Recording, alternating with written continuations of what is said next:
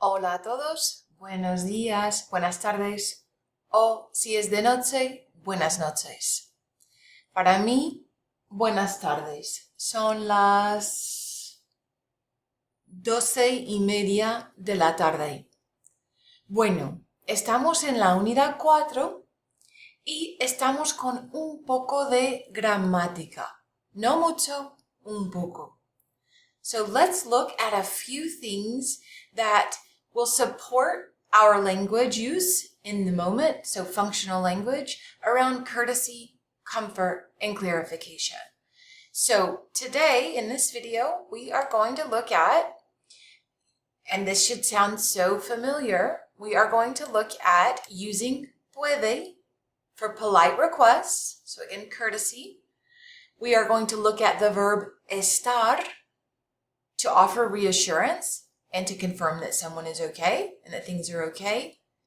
We're going to look at gender agreement with adjectives and talk just briefly about that. And finally, I want to go over a few tips around tone and pacing that will impact how reassuring, calm, just stabilizing your voices in Spanish when you're communicating with a patient or a caregiver or a coworker in a health setting. Okay, so let's review this. This should be review if you have been with us for the previous units. If you're just now starting with us in the program, puede is a verb that means to be able to, or in English we would say can. So can you? Are you able to? Okay, and there is a very simple structure that allows us to ask these questions. So puede plus the infinitive form of the verb plus por favor. So let's look at a couple of examples. ¿Puede repetir por favor? Okay, what is another one of these questions that we have seen in a previous unit that allows us to ask the coach, for example, when we meet with our session coach, if they can write it? Do you remember? ¿Puede escribirlo, por favor? ¿Puede escribir? Great. Okay, let's look at a few more. ¿Puede hablar más despacio, por favor? Okay. ¿Puede venir a las 10 de la mañana? ¿No? ¿A las 11? Sí. Okay, muy bien. ¿Puede venir? Can you come? So puede plus the infinitive form of the verb.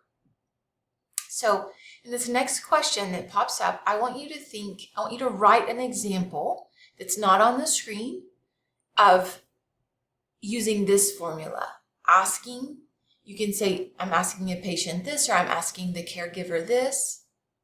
Okay? But I want you to use puede plus the infinitive form of the verb. That means it has the AR, IR, or ER attached. You can see that here. Repetir, escribir, hablar, venir. Okay? Write that in the blank and let's see what you come up with. Okay?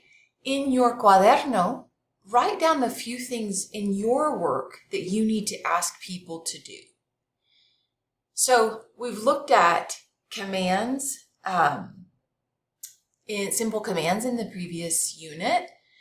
So you can use those to ask people to do things, but you can also just use this for polite requests. So think about those things that you commonly need to ask people to do in your work around you.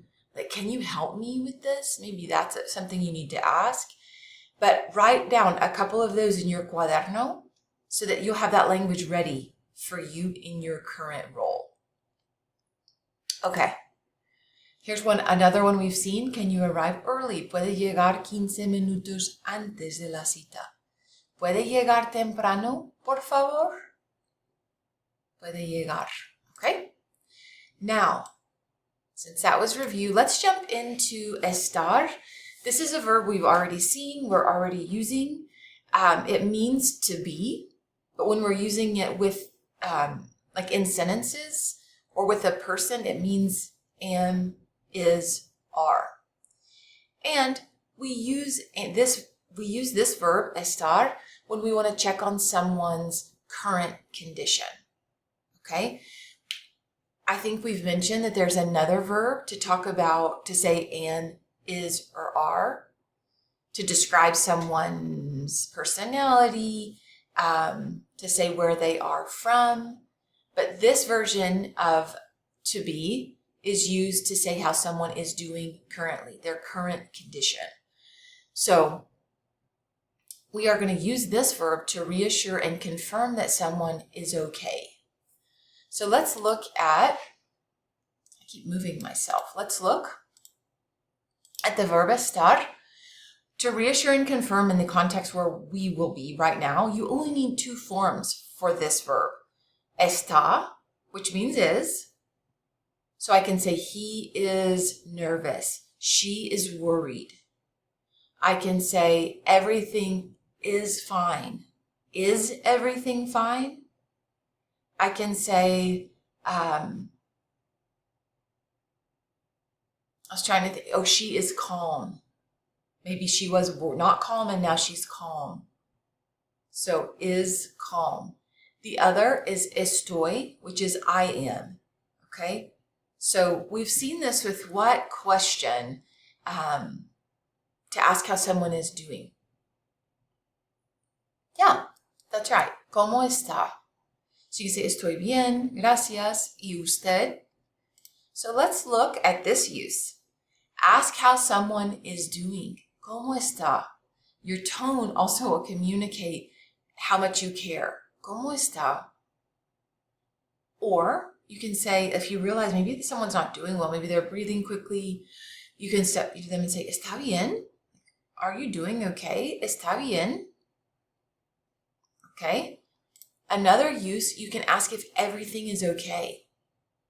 ¿Está todo bien? Maybe you hear two people talking a little bit loudly and you want to make sure that everything's okay. Over there, you can go up and say, ay, disculpe, ¿está todo bien? ¿Está todo bien? So asking if everything is okay or asking how someone is doing. If someone asks you how you're doing, ¿Cómo está? You've got a couple of options down here. You've got bien, you've got mal, you've got, you could say something like estresada, preocupada, nerviosa, cansada.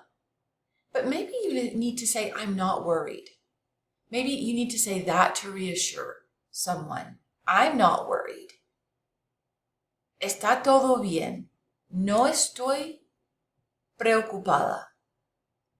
Now, there is, I don't have it here, but because I only put is and am, but I will tell you that the we version of any verb when we're trying to reassure and confirm lets them know they're not alone. So you could say, so the we version, we are, is estamos. E-S-T-A-M-O-S. Estamos. Estamos bien. You say, we're not worried. No estamos preocupados. No estamos preocupados. Okay? Estamos bien.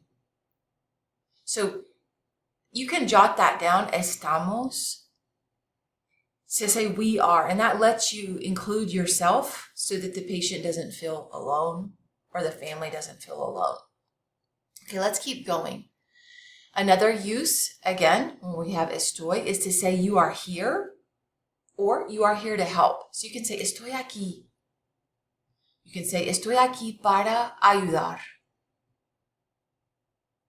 Está bien. Estoy aquí para ayudar. Estoy aquí. Okay?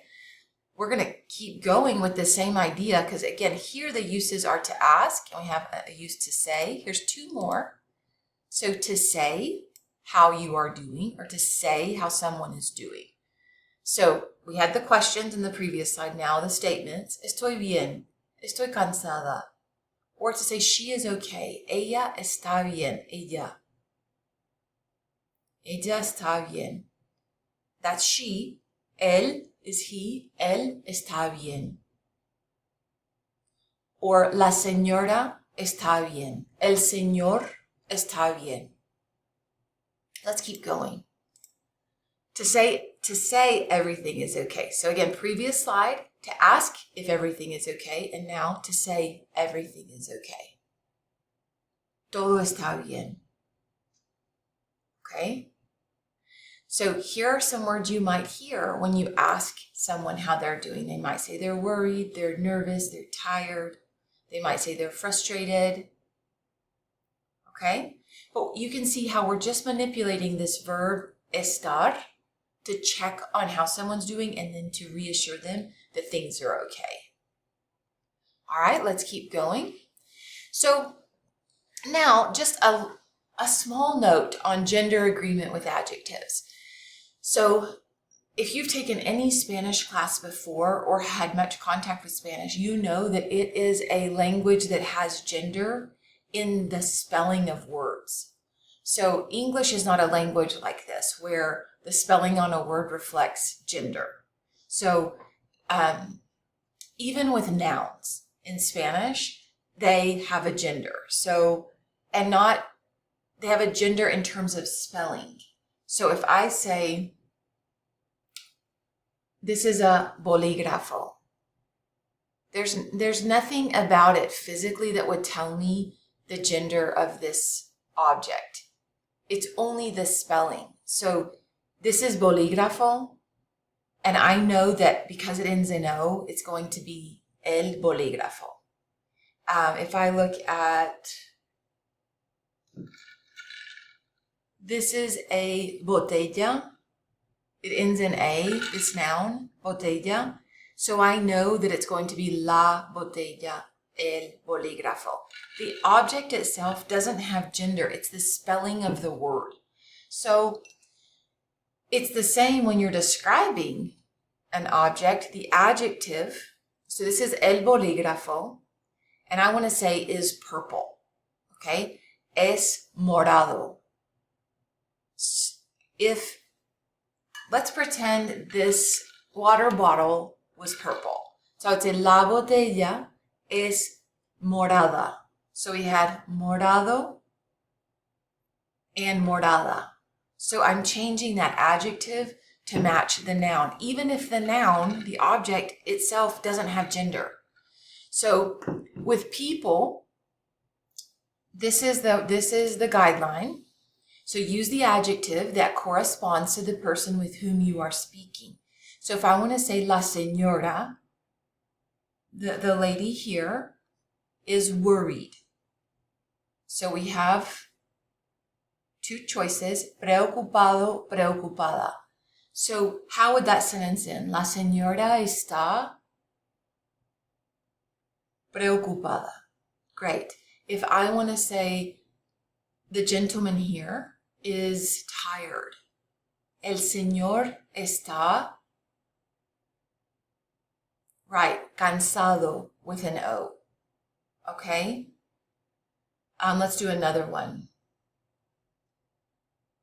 Ella está, and let's say she is calm. Ella está tranquila. Está tranquila ahora. Like now she's calmed down. Está tranquila ahora. Okay? Okay, so let's keep going.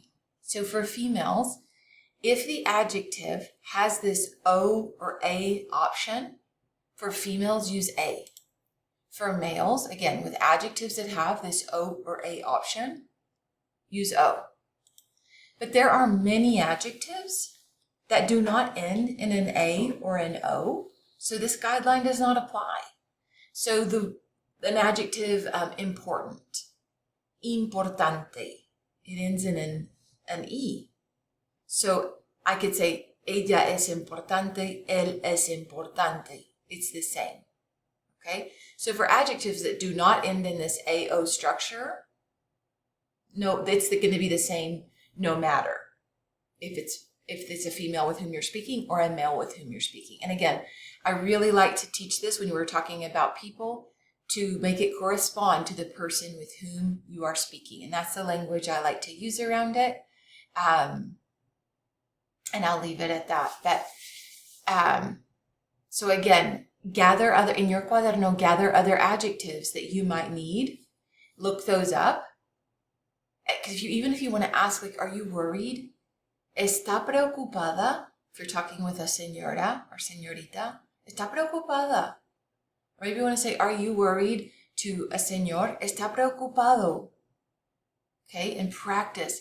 Always. We have goals here that this is not a course where we're trying to get a grade. This is a course where we're trying to grab language that we can use. So think about this and extend it into your context specifically and jot down how you can use this. Okay? Now, just a few notes on tone and pacing in language when we're thinking about courtesy and comfort and reassurance. Okay? So use short, independent sentences. Pausing between. Está bien. No hay prisa. Yo le ayudo. No hay prisa. We're not in a hurry. Yo le ayudo. I'll help you. Okay? One idea per sentence and those breaths in between makes for a more calm tone, a calmer tone, which if you're in your second language, I mean, you guys know this in your first language, but in your second, sometimes we lose some of those things that come naturally or that have come through a lot of practice because we just don't have access to them. So this will serve us well in our second language because we don't have to try to think of things fast. Okay? The second tip, and this is good news too because this is what we know, rely on the present tense.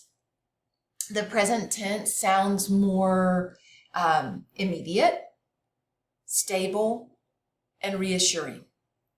So, estoy aquí. Estoy, present tense. Todo está bien. That is present tense. Le explico ahora. I'll explain it to you now. I'll explain now. Explico, present tense. Le explico ahora. Okay, I'm here. Rely on the present tense. The next one. Use softening expressions. These are obviously not grammar heavy or grammar specific topics, but they dramatically change tone. Okay, so you can say things like, if things are getting accelerated, you can say con calma. Or if you can tell the patient is getting overwhelmed by the amount of instructions or the amount of things that are happening, you can say poco a poco, little by little, poco a poco. You can say despacio, slow. You can say está bien. You can say no pasa nada. Don't worry. It's okay. Don't worry. No pasa nada. Maybe someone spilled something. I know when people are nervous. This happened in the hospital room when we had our third baby. One of our family members was nervous and spilled something. This would be a perfect time to use this expression as the healthcare professional in the room. No pasa nada. No pasa nada. Está bien. It's okay. We'll help you clean it up. We'll get you some paper towels. Okay? So use those softening expressions. And then finally, commands are useful. We saw those. They help us tell people where to go. They help us calm people down. But always be polite. So using por favor. And then also going back to using that puede combination. Puede. Puede hablar más despacio. Instead of saying, hable más despacio. So, puede hablar más despacio is, can you speak more slowly? Versus, hable más despacio. Speak slower. If you say, hable más despacio, just say, por favor. Hable más despacio, por favor. Okay? All right. I hope this has been helpful. Oh, I have one more tip. Okay, these are things you do not need to sound calm, gentle, or supportive. You don't need advanced grammar structures. You don't need these detailed questions. You don't need complex sentence structures. You don't even need the past and future tenses. Okay? These are not necessary for you to sound calm, supportive, caring, that these things that we looked at in the previous slide, those things will help. Going slowly, using those reassuring, softening expressions.